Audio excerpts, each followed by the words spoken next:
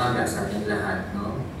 And I'm blessed na muli po ako po ay makapag-share ang salita ng Panginoon na magamit as an instrument para ma-encourage at makatulong when it comes sa pagpapalago ng ating pananampalataya. At ngayon po I will be speaking about sa isang milagro na ginawa ng ating Panginoon.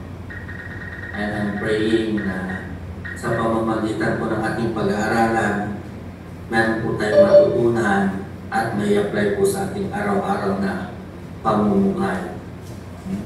I'll be speaking sa miracle ng ating Panginoong Jesucristo nung siya ay nagpakain ng 5,000.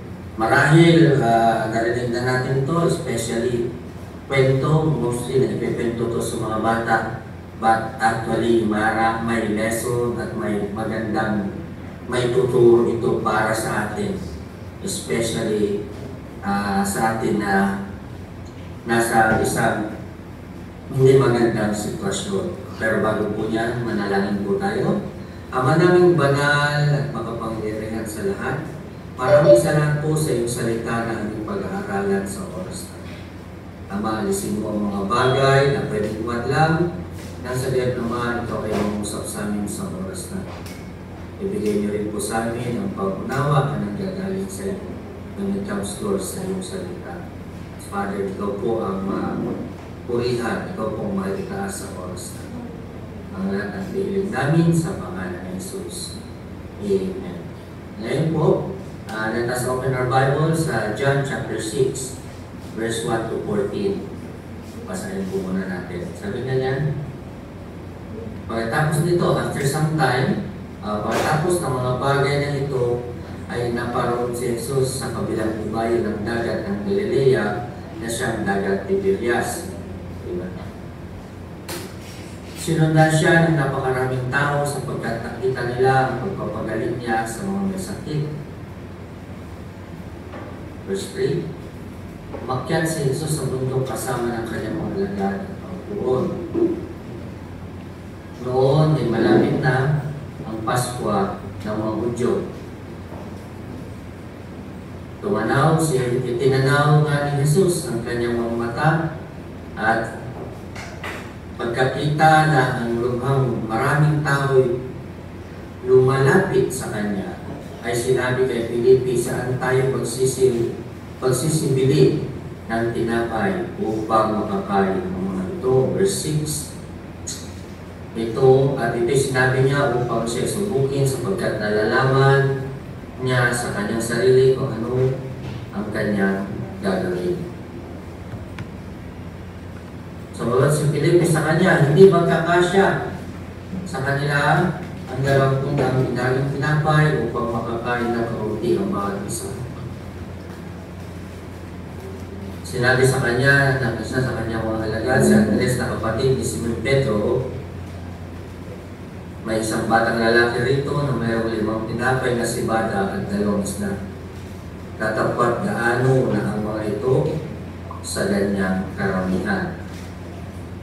Sinabi ni Jesus, inyong paupuin ang mga tao madamo, madamo nga sa dakong yaon. Kaya nagsupo ang mga lalaki na may 5,000 ang bilang. Kinuha ni Jesus ang mga tinapay at ang nagpasalamat ay pinamahagi niya sa kanilang nakaupo. At gayon din naman, binigyan sila ng mga isda kung gaano ibigin nila. At na sila'y mga busog, ay sinabi niya sa kanyang mga alagad, pulutin ninyo ang mga pinagputol-putol na lumabis upang walang anumang masaya. Amen. At kanilang tinipon at nakapuno ang 12 bakoy ng mga pinagputol-putol na 5 tinapay na sibada at na lumabis sa dagsihanin. Last verse. Kaya nang makita ng mga tao ang tandang ginawa niya, ay kanilang sinabi, totoong ito nga ang propeta ng Padre rito sa sanlibutan. Makita po natin dito nagsimula po ang ating binasa nang tumawid si Jesus galing sa kabilang ibayo ng Dagat Tiberias. Kung babasahin natin sa chapter before yan, nagpagaling siya rin sa kabilang ibayo. Ang tumawid siya, yan, marami ang taong sumusunod sa kanya. Maraming sumunod dahil siya sa bali-balit at nakita niya ang mga milagro na ginawa himala, di ba? Mas maganda gamitin ang himala kaysa milagro. Himala na ginawa ng ating Panginoon. Kaya sumunod sila sa Kanya. Amen. Kaya makikita natin na ano nga ba ang makikita nating lesson sa ating nabasa ngayon. Ngayon, makikita natin sa verse 5, amen? Sa verse 5, yung sabi niya, at itinanaw nga ni Jesus ang kanyang mga mata, at pagkakita na ang lumang maraming tayo lumalapit sa kanya, sinabi kay Filipe, amen? Saan tayo magsisibili ng tinapay upang tayo makakain? Upang makakain ang mga ito. Makita natin, no? First lesson na makikita natin dito, amen, there is a problem. Meron pinalabas ang Panginoon na problema. Saan tayo kukuha? Saan tayo bibili ng pagkain para makakain ang mga tao na sumusunod kay Yesu Cristo? Makikita natin dito, amen, that first lesson na makuha natin, when it comes to problems, amen, let us remember that God can do something about it. Amen? Una natin matutunan dito, when it comes to problem, patungkol sa mga problema, may magagawa ang ating Panginoon tungkol sa mga bagay. Always remember, di ba? Problem comes to all. Lahat po tayo may problema. Amen? Lahat po tayo may problema. Mapanasa laya, mapanasa loob, lahat po tayo may problema, mga kapatid. Amen? But makikita natin dito, that ang problem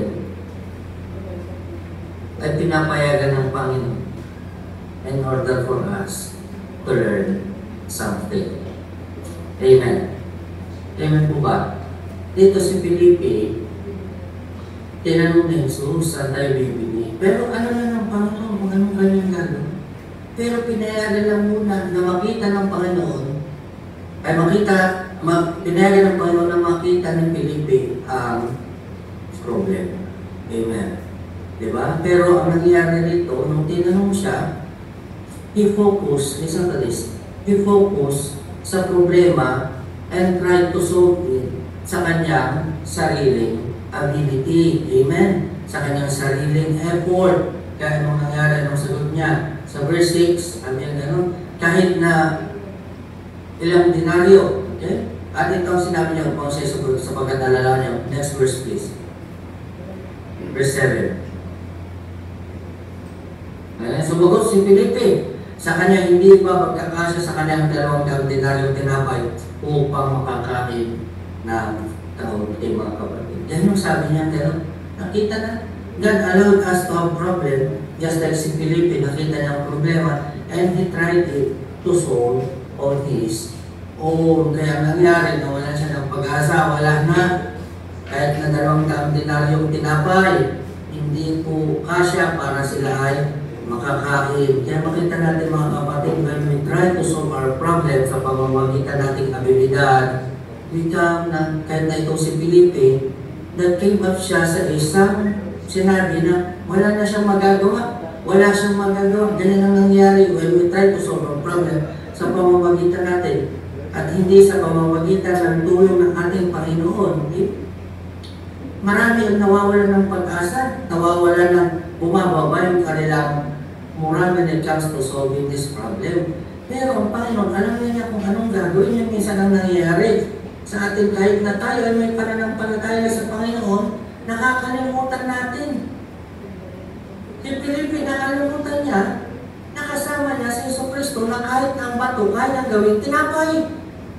Amen? Diba? Kaya sabi niya, where are we to buy bread? Ay, kahit na 2 taon din natin, pero hindi niya nakita dahil napokus siya sa problema na yun. Amen? Ano nangyari? Nawala siya ng pag-asa, hindi niya nakita, hindi niya nawala sa kanyang isip na kasama niya ang Panginoon na may magagawa na kahit ang bato kaya niyang gawin tinapay. Mahigi pa si Satanas dahil sabi niya, kung ikaw ang anak ng Panginoon, gawin mo tinapay ng batong ito. Diba? Kaya makikita natin kung minsan kung tayo naging focus masyado sa mga problema natin, nawawala attention natin sa ating Panginoon. Diba? But always remember, ating Panginoon pwede maging imposible sa tao o sa Luke chapter 1 verse 37 sapagkat wala pong bagay na hindi kaya gawin ng ating Panginoon. Yung sapagkat walang salitang mula sa Diyos na di makapangyarihan. Amen. Pero makikita natin dito, brothers and sisters, hindi niya napansin. But you know, what can we learn from this is God knows ang kanyang gagawin before pa dumating ang problema sa sinubok lang niya sa siya rin ang pagbibigay ng solusyon. Diba? Kaya nga sabi nga rin sa 1 Corinthians chapter 10 verse 13. Sorry, hindi ko nagbigay ito, but nag-pop up na lang that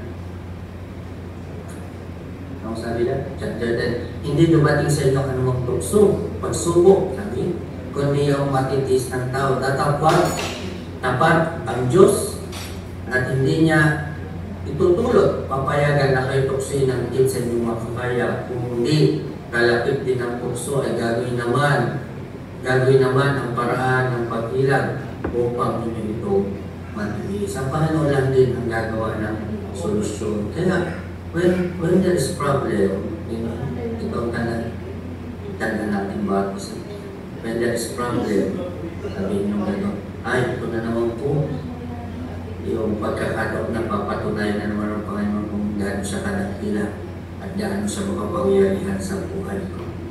Amen? Amen?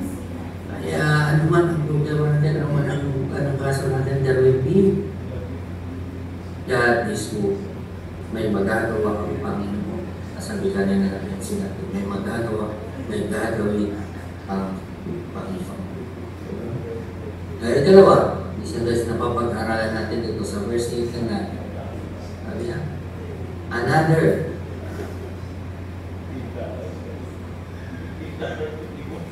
sinabi ni Andres na isa sa kanyang alagad at kapatid ni Simon Pedro, mayroon po rito isang batang lalaki na may dalang 5 tinapay at 2 isda. Subalit sasapat kaya ang mga ito. Diba? Makikita natin dito, ikalawa is pag may problema and if we surrender something to God, God will make miracles. Amen? Gagawa ng himala ang Panginoon. Kaya katulad nito yung bata, makikita natin dito yung bata, meron siyang baon. At si Philip nakapokus sa problema while Andres is finding solution sa problema na yun. At ang solusyon na yun, inilapit niya sa ating Panginoon. Amen. Kaya anong matutunan natin dito? When we surrender something, when we surrender a promise to God, He will make miracles out of it. Amen, di ba? Siya ang Panginoon ng himala when we surrender. Di ba yung bata pinayagan niya na kunin ng Panginoon yung kanyang tinapay at saka kanyang isda. He surrendered it. At dahil doon sa kanyang pag-surrender at pagpayag na kunin yung pagkain niya yun, nakagawa ng himala ang Panginoon. At napakain niya ang 5,000 tao na although may doubt si Andres, no, na kulang ito, sasapat ba ito para sa ganyang kadaming tao? Still, amen, when doubts come, makikita natin, no? Kahit na may doubt tayo, pairalin natin ang ating pananampalataya at isurrender natin ang ating mga problema, ating mga dinadalang mga bigatin sa ating mga sarili ng ngayon, magkaroon ng lugar ng Panginoon sa pagkilos at magkaroon, makita natin ang himala sa ating mga buhay. Amen? About sa ating mga problema, about sa ating mga kaso.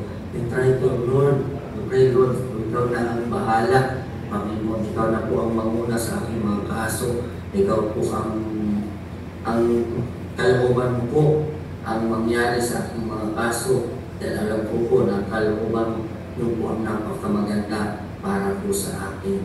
At alam nyo, brothers and sisters, amen? When the time na gustong-gusto nating matapos ang kaso natin, when the time na gustong-gusto nating lumayag, mas dumarating ang kabagabagan sa ating mga sarili. But kung we surrender to Lord, ang Panginoon ang bahala, nawawala ang mga bagay na ganyan na hindi na tayo napupulong, hindi na tayo naiinip dyan. Basta sabi ko, Panginoon, ikaw na ang bahala sa aking mga kaso. Maraming mga tao, maraming mga kapitati, ang isinurrender nila at kanilang mga problema at kanilang mga kaso sa Panginoon.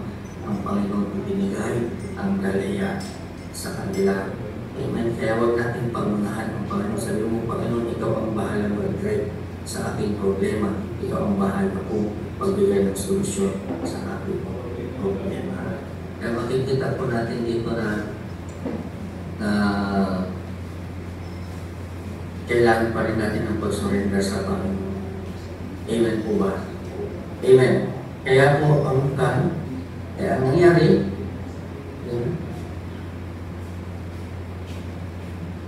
naka-experience ng himala ang mga tao, hindi lang si Felipe, hindi lang yung bata, pero lahat ng taong nandun na gustong pakainin ng ating Panginoon. And you know, that knows, alam ng Panginoon ang sitwasyon ng bata kung dahil sa tiya sa tayo kukuha ng papakain natin ng ito.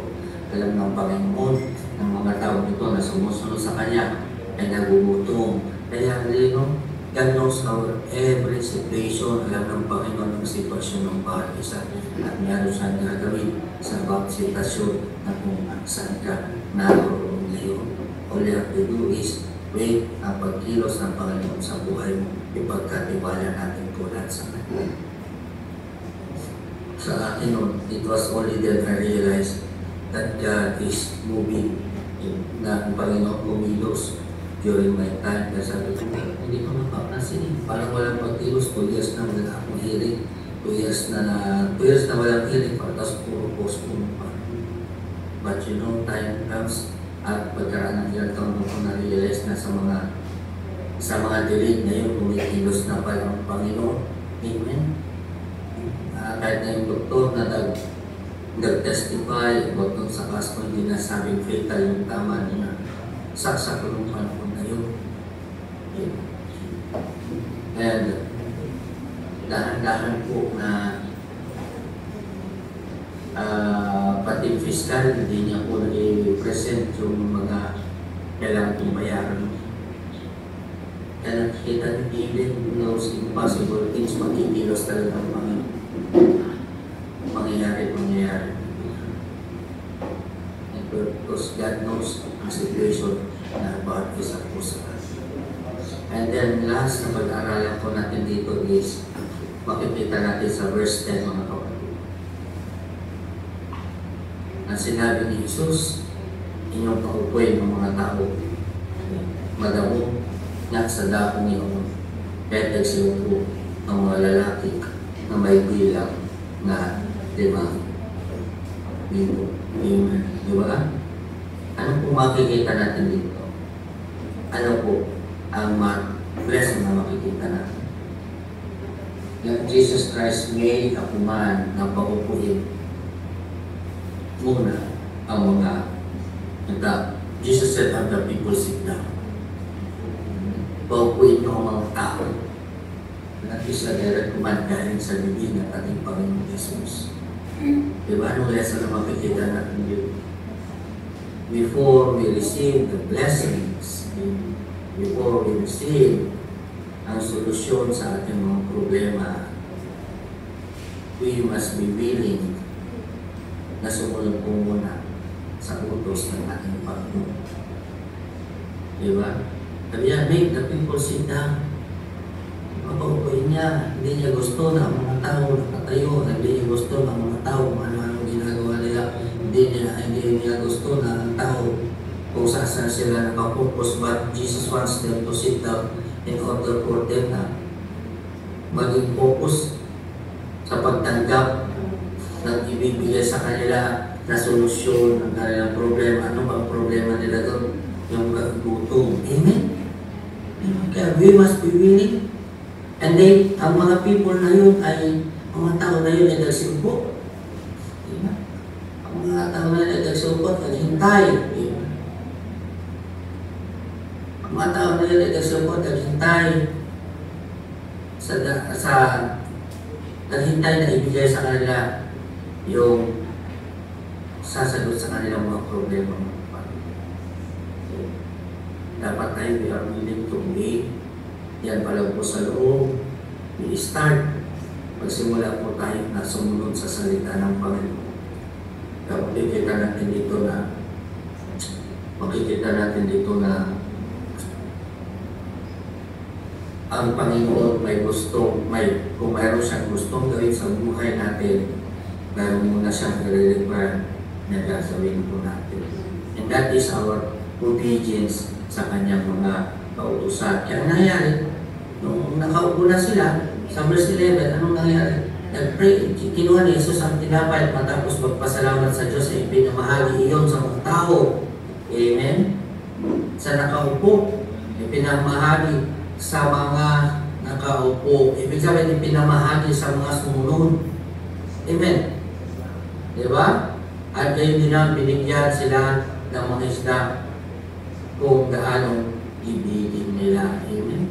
At ibinigay din ng isda kung gaano ibigin nila. Kaya makita natin, that is yung, makikita natin that God is a God of order na gusto niya muna na gusto niya muna na sumunod tayo sa Kanya na sa gayon mangyari sa buhay natin ang ninanais niya para sa atin. To those who were seated and to those and was given as much as they wanted. Kaya if yung pala napaka ganda that when we obey sa kautusan ng Panginoon, He will give the solution sa ating mga problema. Amen. Paano kaya yung sa mga nakatayo, paano kaya yung sa mga hindi sumunod sa Kanya? I'm sure na hindi sila bibigyan ng parte nila doon dahil sabi, have the people sit down and the bread and the fish was distributed, mga kapatid, doon sa mga umupo at sumunod sa utos ng ating Panginoon. Kaya makikita natin dito, mga kapatid, na obedience, in order for God to do something sa ating mga buhay. Kaya na, ang nangyari, sumunod sila. And they will sumunod sila. At ang nangyari dyan is, ang nangyari, sa verse 12, nangabusog po sila. Amen? When they had all had enough to eat. Amen? Hanggang sila yung mga busog. Kaya sinabi niya sa kanyang mga alagad, pulutin ninyo ang mga pinagputol-putol na lumabis upang walang lumang masaya. Yan makikita natin when God, ang lesson po na makikita natin dito, ayaw na sayang ng Panginoon ang mga blessings na ibinigay niya sa Amen. Diba, gather up the pieces that are left over, let natin be wasted. Kaya ganyan din po sa buhay natin, mga kapatid. If God will solve our problem. Kung ibibigay man ng Panginoon ang ating kalayaan at ay bibigyan ng chance na makapagsimula ulit, mga kapatid, huwag po natin sasayangin ang pagkakataon na ibinigay sa atin. Kaya diyan pala nagsisimula na yung message natin sa paglaya ko kahit anong hirap, hindi na ako babalik sa gawain ko na hindi maganda. And I know that ang jail, ang hita na yan is teaching us a lot of things. Kung nakapit din ako ganyan, dumating ang punto na kumakain kami. Ganyan sabi niya na nagkabiruan kami na ay, ang sarap ang man dito, 3 beses na yung kumakain. And then sumubat na isa, sabi niya, ay kahit nasa labas, magdidil ako na kasi ayaw ko nang bumalik dito sa yun yung isa na ayaw nang bumalik ang magpapalayo sa akin sa mga bagay na pwedeng tumusok pa sa atin pagdating po natin sa laya. Pero mga kapatid, just like Jesus Christ, ayaw niyang sayangin ang mga pagkakataon na ibinigay niya sa atin. Kaya huwag natin sasayangin pagbibigyan po tayo ng Panginoon sa panahon ng ating binigay ng ating kalayaan. Ang gawin po natin yung pinakamagandang mga bagay sa tulad sa pagsunod po natin sa Kanya. Pagpatuloy po ng ating pananampalataya, lalo na pupunta rin po natin sa labasan. Dito po sa verse 14, last verse. Because we still have 4 minutes. Kahit nang makita ng mga tao ang gandang ginawa niya, ay kanilang sinabi, totoo ito ng propeta na para rito sa salbutan. Anong lesson dito na makikita natin mga kapatid? Nung nakita nila ang pagkilos, nung nakita nilang himala, nakita nila na siya ang, para sa kanila siya yung propeta na ipapagala. Diba? Dahil sa himala. Kaya ganun din sa atin. Pag sa atin, the more na makikita natin ang pagkilos ng Panginoon sa buhay natin, na bunga ng ating pagsunod sa Kanyang mga utos, mas makikilala natin kung sino siya na Diyos sa ating mga buhay. Amen po ba? Amen. The more na maraming gagawin ang Panginoon sa buhay mo, the more na masasabi mo, buhay ka nga ng Diyos. Makapangyarihan ka ng Diyos. Faithful ka nga ng Diyos sa buhay. Amen? Amen. It all started when they obeyed and surrendered sa ating Panginoon.